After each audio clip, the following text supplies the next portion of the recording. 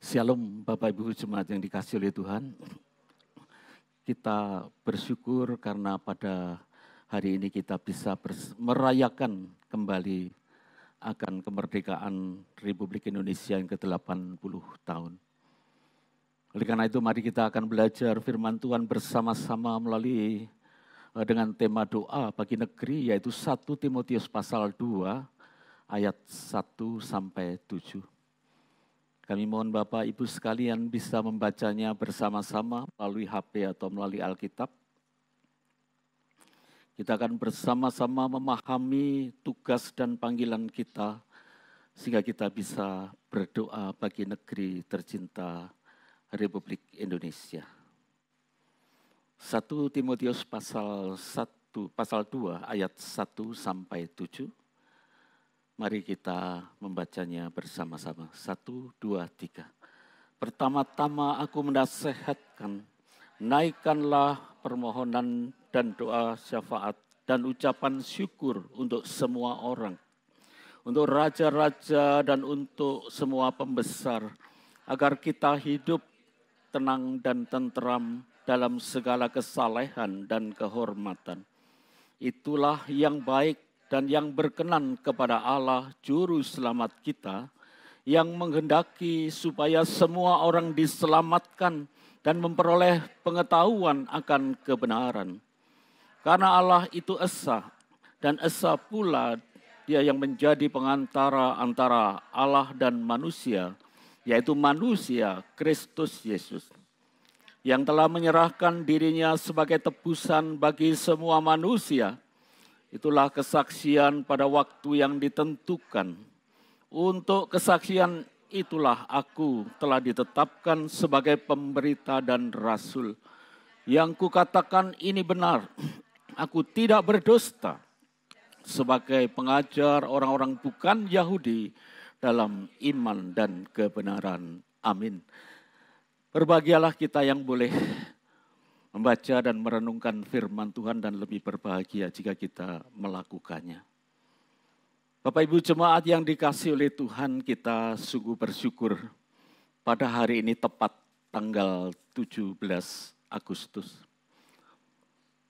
Kita mengingat pada hari ini adalah hari ulang tahun negara kita yang ke-80 tahun.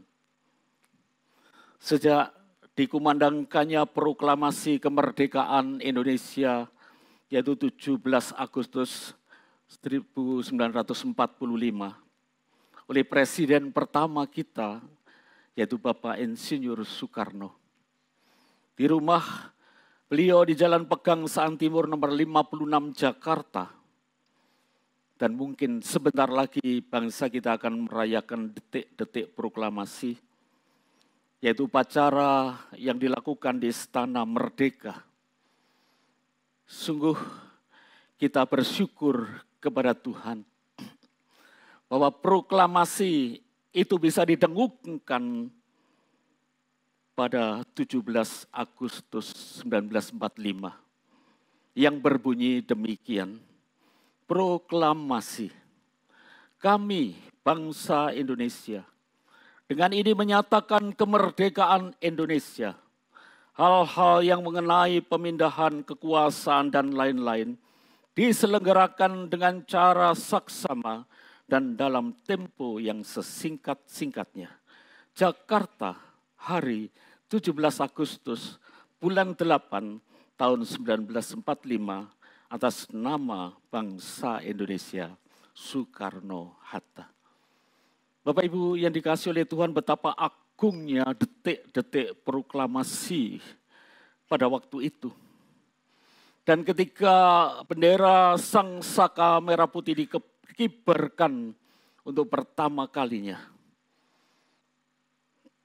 dan bendera ini dijahit oleh Ibu Fatmawati yang menjadi ibu negara pada waktu itu dalam kondisi yang lemah karena hamil. Dan bendera merah putih ini berukuran 276 cm kali 200 cm. Mungkin nanti kalau ada kuis bisa diingat ya. Bapak Ibu yang dikasih oleh Tuhan, tema dan logo HUT Kemerdekaan Indonesia yang ke-80 tahun ini adalah Bersatu Berdaulat, Rakyat Sejahtera, Indonesia Maju. Dan logo ini menampilkan angka 80 seperti yang kita lihat itu, yang saling berhubungan dalam simbol infinity yang melambangkan persatuan dan kedaulatan bangsa. Ini akan menuju kepada Indonesia emas, yaitu tahun 2045. Itulah hari ulang tahun ke-100 tahun Republik Indonesia. Supaya untuk bisa menjadikan negara Indonesia negara maju dan sejahtera bagi seluruh rakyat Indonesia. Tetapi kita sadar bahwa di HUT Republik Indonesia yang ke-80 saat ini kita belum merasakan sepenuhnya yang artinya kesejahteraan Indonesia maju. Karena saat ini pun di tengah-tengah HUT RI yang ke-80 berhadapan dengan krisis dunia. Yang juga pasti berdampak di seluruh Indonesia menjadi krisis ekonomi atau bencana ekonomi yang membuat kehidupan ini semakin sulit. Ditambah lagi ketika pemerintah menaikkan pajak PPN sebanyak menjadi dari 10 menjadi 12%, ini menimbulkan akan protes ketidakpuasan masyarakat. Dan juga para pengusaha yang mereka mulai kesulitan dan seterusnya untuk melakukan usahanya. Ini sangat membahayakan bagi bangsa kita ketika nanti para pengusaha menutup usahanya, itu akan terjadi yaitu pengangguran yang lebih banyak. Oleh karena itu Bapak Ibu sekalian, masih banyak hal yang dilakukan yang akhir-akhir ini bisa membawa keresahan bagi bangsa kita, yaitu pembekuan rekening yang tidak digunakan selama 3 bulan berturut-turut. Tanah yang tidak digunakan selama 3 tahun berturut-turut ya akan mungkin dibekukan dan sebagainya ya, atau diambil. Yang akhirnya diplesetkan bahwa istri yang tidak dipergunakan 2 bulan berturut-turut akan diambil oleh negara, katanya seperti itu ya Bapak Ibu yang sekalian, inilah ada banyak plesetan-plesetan pada akhirnya. Tetapi kita percaya dan kita berharap kepada Tuhan bahwa dengan pertolongan daripada Tuhan, negara kita itu nanti akan mengalami kemakmuran, kemajuan, kesejahteraan. Dan ini bisa dinikmati oleh seluruh rakyat Indonesia. Melalui akan pidato kenegaraan Presiden RI yang ke-8 Prabowo Subianto, yang kemarin dihadiri oleh Wakil Presiden Gibran Rakabuming Raka, dengan istri dan juga para mantan presiden dengan istri mereka juga, atau yang mewakili, dan terutama kehadiran daripada mantan Presiden Joko Widodo dengan istri sebagai simbol kesinambungan daripada pemerintahan, estafet pemerintahan yang begitu harmonis. Maka Bapak Ibu yang dikasihi oleh Tuhan, para wakil-wakil rakyat, MPR, DPR, dan para undangan yang saat itu saya sempat mengikuti akan pidato kenegaraan daripada Presiden RI Prabowo Subianto. Nah Bapak Ibu yang dikasihi oleh Tuhan, bahwa segala upaya dan berbagai sektor nanti akan dikembangkan khususnya supaya Indonesia ini bisa mengalami kemajuan-kemajuan khususnya di swasembada pangan.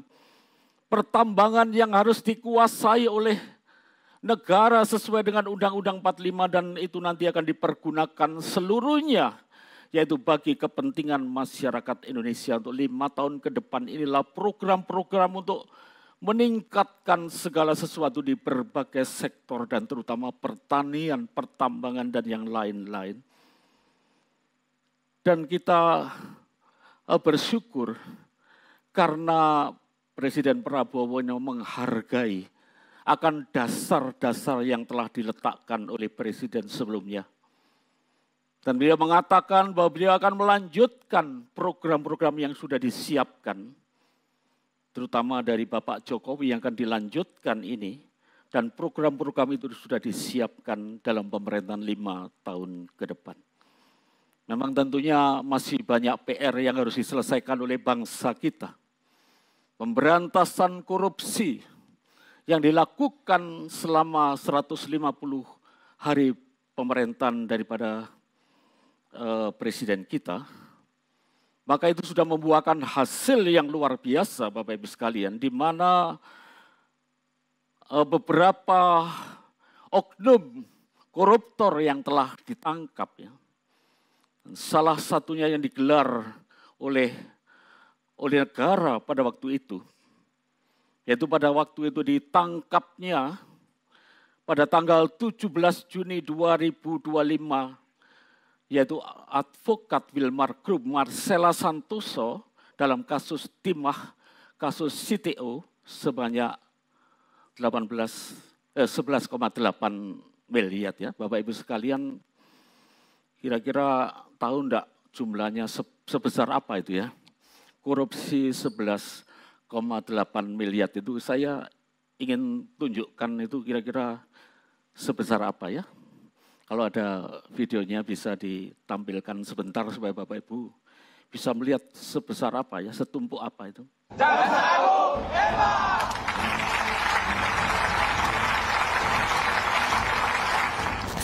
Luar biasa. Bravo Jaksa Agung Republik Indonesia. Yang baru kemarin tanggal 17 Juni 2025 menggelar konferensi pers dengan menampilkan tumpukan uang pecahan 100 ribuan.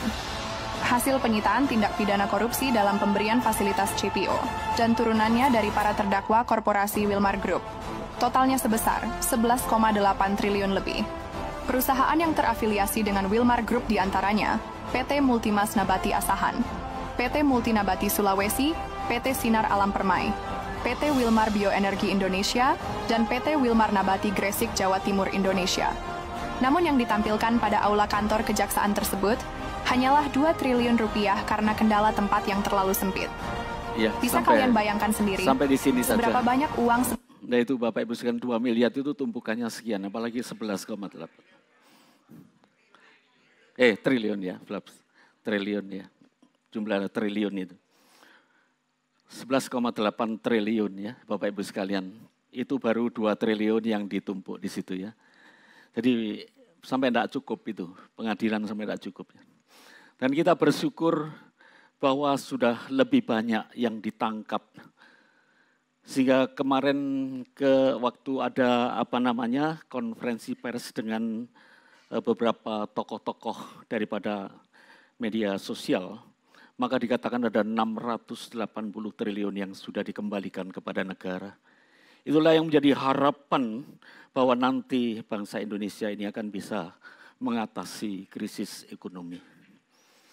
Nah, Bapak Ibu yang dikasihi oleh Tuhan, masih banyak PR-PR yang lain yang harus dihadapi melalui isu fitnah dari lawan politik yang juga sangat membahayakan untuk menghancurkan bangsa ini, yang terus-menerus bagaikan bahaya laten untuk mengganti ideologi Pancasila menjadi ideologi yang lain yang berdasarkan agamawi.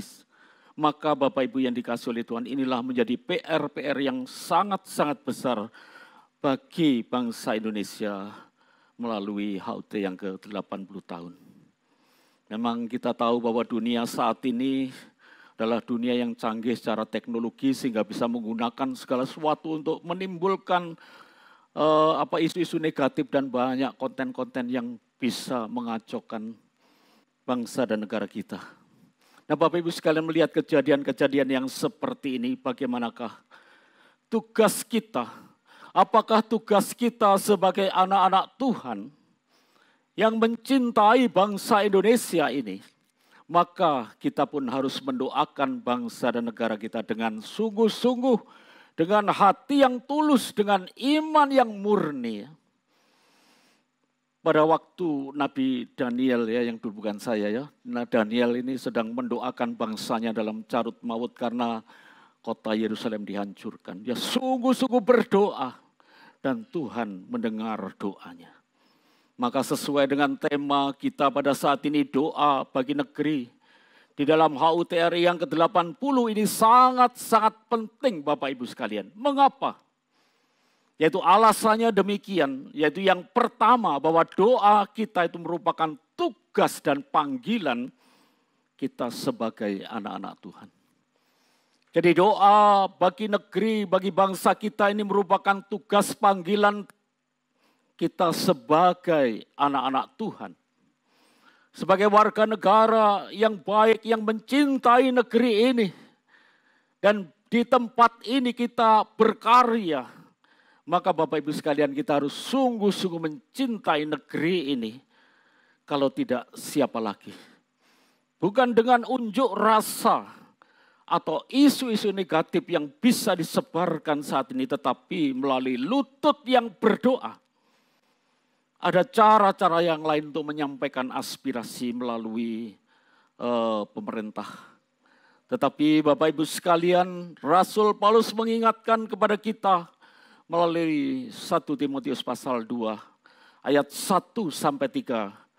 Kalau kita terapkan pada kehidupan kita doa bagi bangsa, dikatakan pertama-tama aku menasihatkan kamu, naikkanlah permohonan, doa syafaat, dan ucapan syukur untuk semua orang, untuk semua bangsa, seluruh rakyat Indonesia.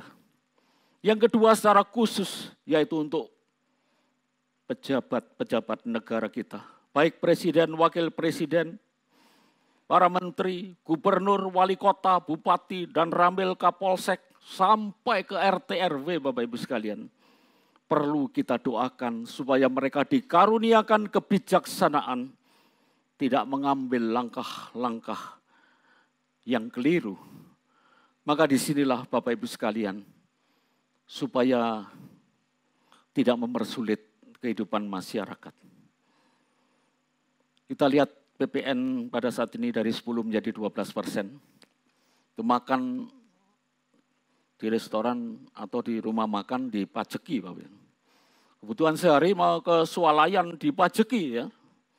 Orang mantu mau dipajeki ya Bapak Ibu sekalian ya. Sampai bunyinya jangkrik aja nanti dipajeti begini, beri pajak semuanya. Nah Bapak Ibu yang dikasih oleh Tuhan, kalau demikian mungkin akan bisa menimbulkan masalah-masalah. Oleh karena itu kita harus berdoa bagi negeri kita. Di dalam ayat yang ketiga, itulah yang menjadi kehendak Allah bagi kita. Yaitu lutut yang berdoa ini sangat-sangat penting bagi negeri kita. Bukan demo atau kritik. Ada satu kisah di tahun 1945, yaitu menjelang kemerdekaan Indonesia. Yang saat itu tokoh bangsa Indonesia sedang berjuang merumuskan kemerdekaan Indonesia. Ada banyak doa-doa yang dipanjatkan oleh anak-anak Tuhan. Di rumah yang sederhana di Jakarta, anak-anak Tuhan berdoa seperti Yohanes Latuharhari, A.A. Maramis, dan tokoh-tokoh gereja berdoa dengan sungguh-sungguh agar Tuhan memberikan jalan bagi lahirnya bangsa Indonesia yang merdeka. Doa-doa mereka mungkin tidak terdengar, tetapi dampaknya itu sampai saat ini. Bapak Ibu yang dikasihi oleh Tuhan. Pesan pembuka daripada doa ini mengatakan kalau pada masa perjuangan kemerdekaan saja doa itu penting. Apalagi di masa sekarang di mana kita menghadapi berbagai krisis moral, sosial, politik, ekonomi, dan yang lain-lain. Maka sesuai dengan ayat mas kita Yeremia 29 ayat 7. Berdoalah untuk kota di mana kamu aku buang. Sebab kesejahteraan mereka itu adalah kesejahteraan. Kesejahteraan bangsa Indonesia juga merupakan kesejahteraan kita semua. Apakah yang menjadi tujuan daripada doa kita yaitu Bapak Ibu sekalian agar ada sejahtera, agar rakyat Indonesia mengalami kesejahteraan, hidup tenang dan tentram. Dan itulah yang membawa kita untuk bisa beribadah dengan baik. Lihatlah tindakan-tindakan intoleran yang akhir-akhir ini begitu luar biasa, telah mengacaukan kehidupan kita sebagai anak-anak Tuhan. Oleh karena itu kita perlu berdoa agar ada kesejahteraan di seluruh wilayah Indonesia. Pada zaman Rasul Paulus, di mana surat Timotius ini ditulis pada waktu itu, pemerintah Romawi tidak selalu bersahabat dengan orang-orang Kristen, bahkan memusuhi orang-orang Kristen. Tetapi perintah ini berlaku. Doa kita bagi bangsa tidak tergantung daripada karakter pemimpin, tetapi pada kehendak Tuhan. Seorang Kristen yang ada di Tiongkok, dia berkata demikian. Saya berdoa bagi pemerintah bukan karena saya setuju dengan semua keputusannya, tetapi saya ingin agar Tuhan ikut campur tangan di dalamnya. Biarlah Tuhan yang ikut campur tangan di negeri kita.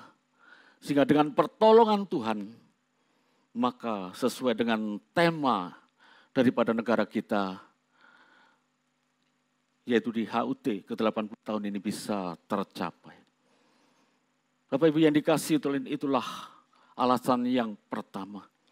Karena ini merupakan tugas dan panggilan kita sebagai anak Tuhan untuk berdoa bagi negeri, yaitu negara Republik Indonesia. Yang kedua Bapak Ibu sekalian, itu adalah ada jaminan doa-doa kita itu akan sampai di hadirat-Nya. Jadi ketika kita berdoa bagi bangsa ini, ketika kita berlutut dan mendoakan bangsa ini, doa kita pasti akan sampai di hadirat Allah. Ayat 5 dan 6 dikatakan bahwa Allah itu esa. Dalam Ibrani Echad, yang artinya unity, kesatuan. Allah kita itulah Allah yang menyatakan diri, Allah yang benar dan satu-satunya yang sudah menyatakan diri melalui Allah Bapa, Allah Anak, dan Allah Roh Kudus. Dan demikian juga perantara kita, pengantara kita, yaitu Kristus satu-satunya pengantara.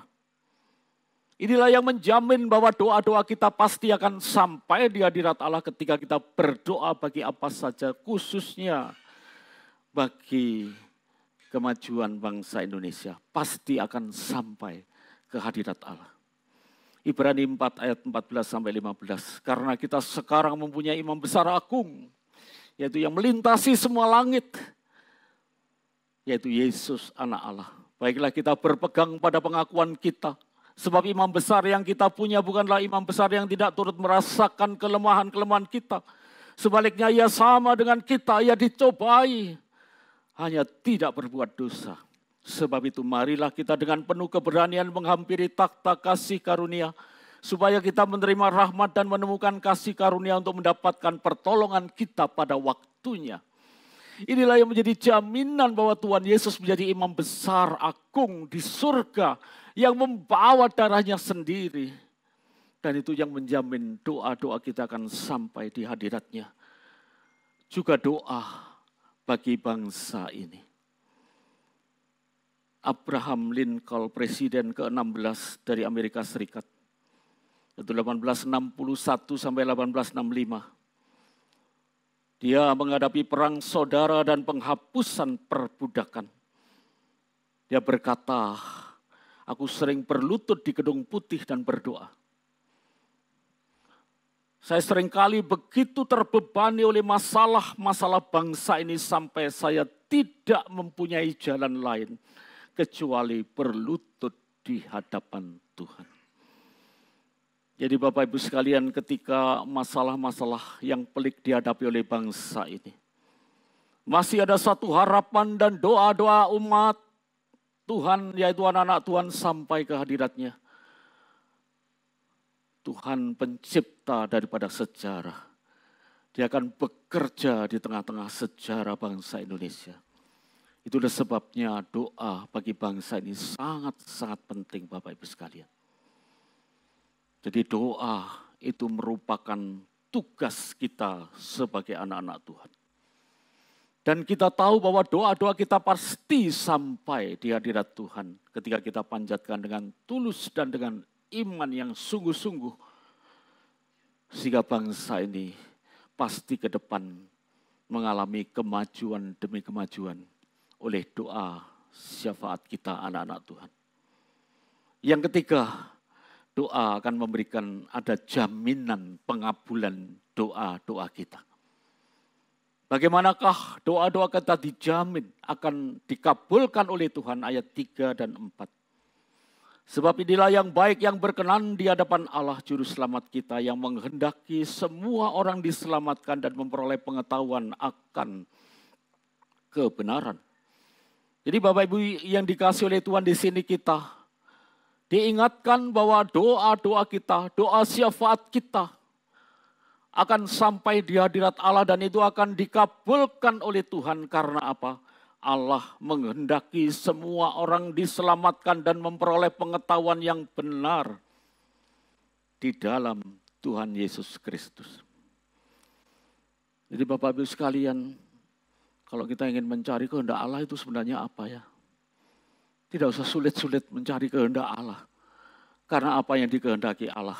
Yaitu semua orang diselamatkan dan memperoleh pengetahuan yang benar tentang juru selamat kita. Termasuk bangsa Indonesia, termasuk pemimpin-pemimpin bangsa kita. Kita doakan supaya mereka mengalami pernyataan Allah. Dan mereka bisa mengenal akan pribadi Tuhan Yesus, satu-satunya juru selamat. Allah itu esa pula pengantara, satu-satunya Tuhan Yesus Kristus sang juru selamat. Itulah sebabnya waktu Tuhan Yesus ada di dalam dunia ini Bapak Ibu sekalian, maka pada saat itu Israel berada di bawah penjajahan Romawi.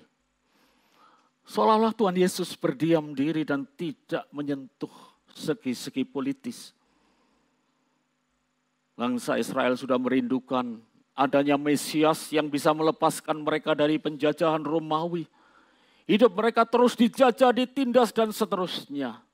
Mereka rindu ada kemerdekaan. Itulah Mesias yang diharapkan, seorang pahlawan yang bisa mengalahkan Romawi. Tetapi Tuhan Yesus tahu bahwa masalahnya bukan pada penjajah atau sang penjajah. Tetapi pada pribadi manusia yang dijajah oleh kuasa dosa, dibelenggu oleh iblis, dan hidupnya akan berakhir pada kematian yang kekal. Itulah penjajahan yang lebih kejam daripada Romawi, daripada penjajahan apapun juga. Kehidupan manusia yang dijajah oleh dosa, dan dibelenggu oleh iblis, dan menuju kepada maut, kebinasaan yang kekal. Itulah sebabnya Tuhan Yesus datang menjadi juru selamat satu-satunya agar kita dilepaskan dari penjajahan hidup kita yang sangat-sangat membahayakan hidup kita. Itulah penjajahan dosa dan kebinasaan kekal. Untuk itu Tuhan datang menyelamatkan kita. Kita doakan supaya semakin banyak orang percaya, bertobat kepada Tuhan Yesus. Ketika seorang hatinya digerakkan oleh Roh Kudus dan mengenal kebenaran di dalam Kristus dan percaya, hidupnya pasti akan diubahkan. Itulah yang Tuhan rindukan. Sehingga berdoa bagi bangsa ini merupakan bagian daripada misi Allah bagi dunia, bagi keselamatan manusia. Oleh karena itu Bapak Ibu sekalian, betapa pentingnya di saat kita merayakan hari ulang tahun kemerdekaan RI yang ke-80 tahun, kiranya bisa tercapai bersatu, berdaulat, rakyat sejahtera, Indonesia maju, dan kita bisa menikmati kesejahteraan dan ibadah yang baik. Oleh karena itu umat Tuhan harus berdoa. Doa kita pasti akan sampai di hadirat Allah. Karena ada sang pengantara agung Tuhan Yesus Kristus. Dan doa kita pasti didengar seturut waktu dan kehendak Tuhan. Sangat penting tugas dan panggilan kita sebagai umat Tuhan. Sungguh berdoa. Bapak Ibu yang dikasihi oleh Tuhan, kemerdekaan telah kita rasakan 80 tahun lamanya. Kiranya kemerdekaan daripada Tuhan juga menguasai kehidupan kita. Tuhan Yesus berkata, Yohanes 8 ayat 34, jikalau Kristus itu memerdekakan kita, atau anak itu memerdekakan kita, kita benar-benar merdeka. Oleh karena itu kita sebagai anak-anak Tuhan, kita sendiri yang harus mengalami kemerdekaan itu secara pribadi. Dan tidak lagi dikuasai oleh dosa, dibelenggu oleh berbagai macam kelemahan-kelemahan kita.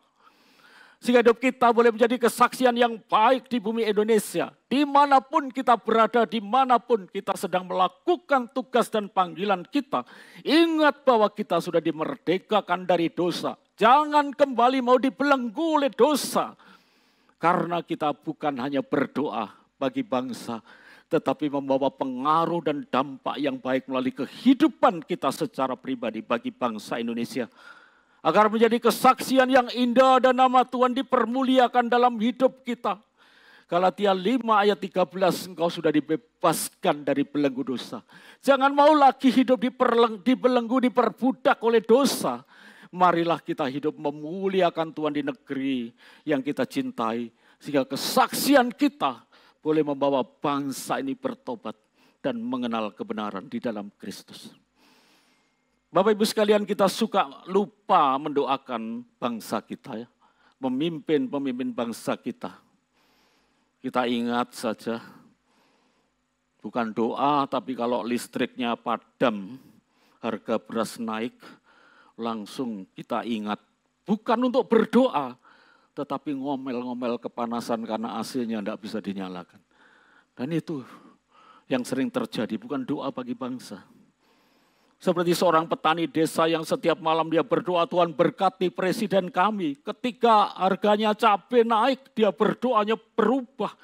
Tuhan tegurlah presiden kami yang menaikkan harga cabai.